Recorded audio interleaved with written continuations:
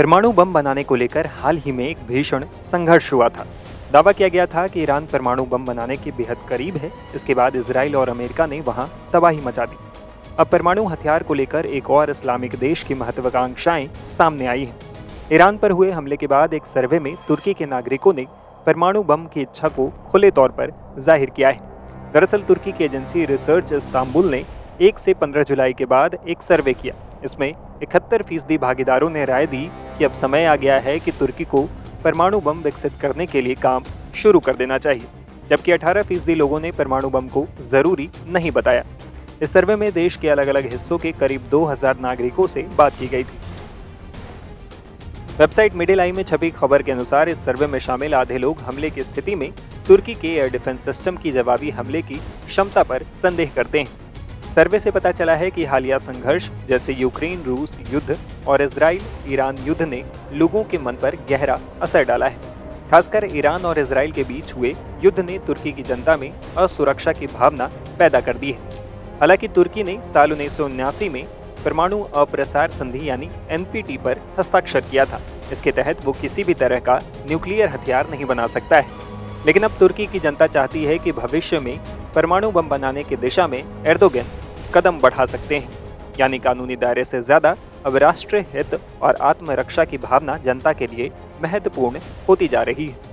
Experts का मानना है कि यह सिर्फ एक सामरिक सोच नहीं बल्कि देश की जनता के मन में आया एक मानसिक परिवर्तन है, खासकर तब जब हालिया घटनाओं में ईरानी मिसाइलों ने इजरायली एयर डिफेंस को भेद दिया था और आयरन डोम भी 100% इजराइल का रक्षा करने में नाकाम रहा। बता दें कि NPT के अलावा तुर्की नाटो का भी सदस्य है। अमेरिका ने तुर्की के इंजरलेक एयरबेस पर अपना सैन्य अड्डा बनाया हुआ है। विकिपीडिया समेत कई रिपोर्ट में दावा किया गया है कि इस एयरबेस पर अमेरिका के लगभग 50 B-61 परमाणु बम रखे गए हैं। अमेरिका का ये कदम नाटो की परमाणु साझेदारी रणनीति का हिस्सा है।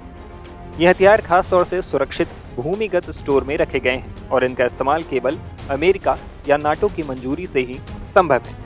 गौर करने वाली बात यह भी है कि तुर्की के पास इनके लिए विशेष विमान या ट्रेंड पायलट नहीं है, इसलिए इनका इस्तेमाल केवल अमेरिकी विमानों के जरिए ही किया जा सकता है। तुर्की इस स्थिति से संतुष्ट नहीं है और एर्दोगन की सरकार परमाणु हथियार हासिल करने के लिए सक्रिय प्रयास कर रही है। इस सर्वे में शामिल 71% लोग मानते हैं कि अगर तुर्की पर हमला हुआ तो नाटो प्रभावी तरीके से अंकारा की रक्षा नहीं कर पाएगा।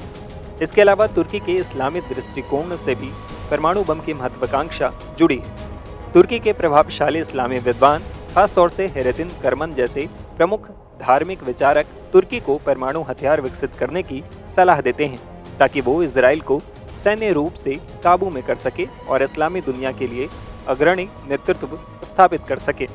यहाँ तुर्की और पाकिस्तान के सैन्य संबंधों की भी चर्चा जरूरी है। तुर्की ने पाकिस्तान को हथियार और ड्रोन सप्लाई कर उसके साथ सैन्य संबंध मजबूत किए हैं। एक्सपर्ट्स मानते हैं कि तुर्की परमाणु हथियारों के संदर्भ में पाकिस्तान से मदद ले सकता है, क्योंकि कई मोर्चे पर दोनों देशों के सामरिक हित मेल खाते हैं। हालांकि तुर्की सरकार ने हाल के वर्षों में रक्षा उद्योग में भारी निवेश किया है, फिर भी एयर डिफेंस सिस्टम्स को लेकर जनता का विश्वास कम ही है। सर्वे में शामिल लगभग आधे लोगों को हमले की स्थिति में तुर्की की एयर डिफेंस सिस्टम्स की प्रभावशीलता पर संदेह है। मौजूदा समय में तुर्की रूस की रोसाटॉम कंपनी के साथ पार्टनरशिप में अपना पहला सैन्य परमाणु ऊर्जा संयंत्र अकुयू बना रहा है। $20 अरब की लागत वाले इस संयंत्र में 4 रिएक्टर होंगे, जिनकी संयुक्त क्षमता 4800 मेगावाट होगी। अगले साल चालू होने पर ये तुर्की की लगभग 10% बिजली की जरूरतों को पूरा करेगा। इजराइल की मीडिया जैसे कि हायूम अखबार का दावा है कि तुर्की स्वतंत्र रूप से यूरेनियम एनरिचमेंट पर जोर दे रहा है, जो परमाणु हथियार बनाने की तरफ इशारा करता है। हालांकि तुर्की ने आधिकारिक तौर पर परमाणु हथियार कार्यक्रम की घोषणा नहीं की है। दूसरी तरफ राष्ट्रपति एर्दोगन ने कहा है कि वो इस क्षेत्र में केवल इजराइल के पास परमाणु हथियार होने को स्वीकार नहीं करते हैं।